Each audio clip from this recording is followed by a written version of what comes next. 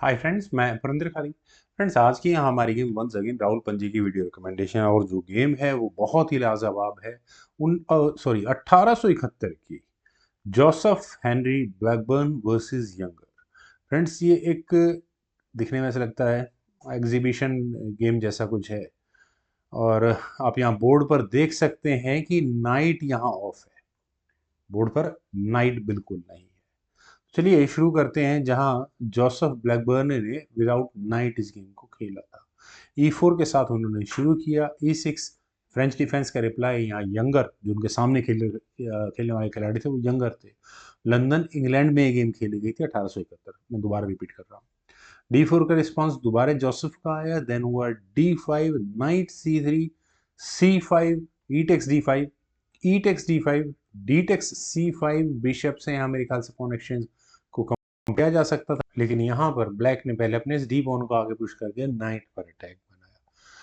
तो जोसेफ ने कहा कि ठीक है, नाइट ले जाता हूँ मैं E4 स्क्वायर पर, और ब्लैक ने कहा कि ओके, क्वीन E7, नाइट को कर रहा हूँ मैं पिन।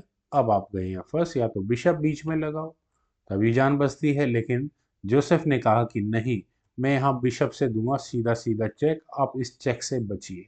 बिशप D7 चेक से बचाव भी हो गया और इसके बाद वाइट ने सीधा कैसल करने का डिसाइड किया। आपको लग रहा होगा कि जोसेफ ऑलरेडी नाइट डाउन है, मतलब नाइट के साथ तो वो खेल ही नहीं रहे हैं और बिशप यहाँ सेक्रीफाइस है। नहीं, क्योंकि ब्लैक अगर यहाँ इस बिशप के लिए जाता है तो आपको ये फॉक नजर आ गई होगी, तो ये भी एक इशू है।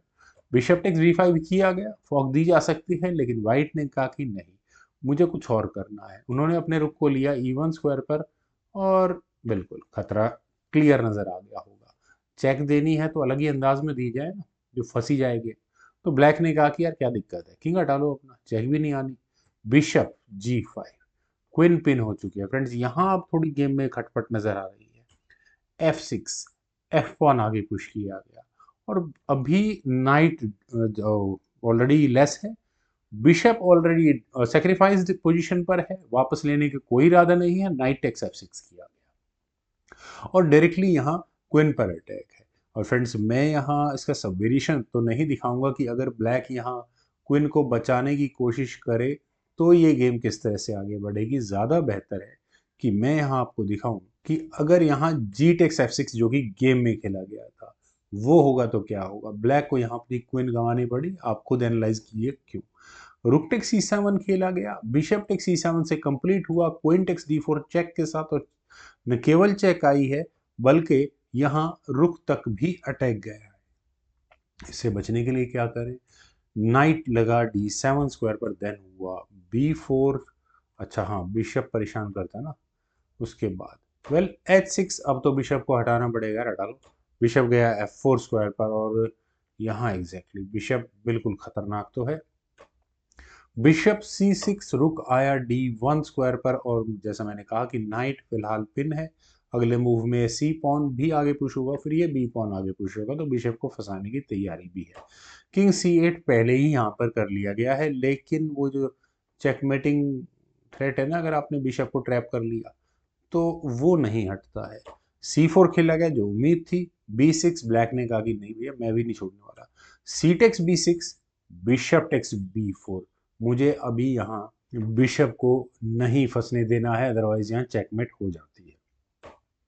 तो ब्लैक ने कहा कि ठीक है, क्वीन गई यहाँ B2 स्क्वायर पर, बिशप पर अटैक बना, बिशप हटा एक कदम पीछे C5 स्क्वायर पर, और उसके बाद यहाँ बी पॉन आगे पुश किया गया।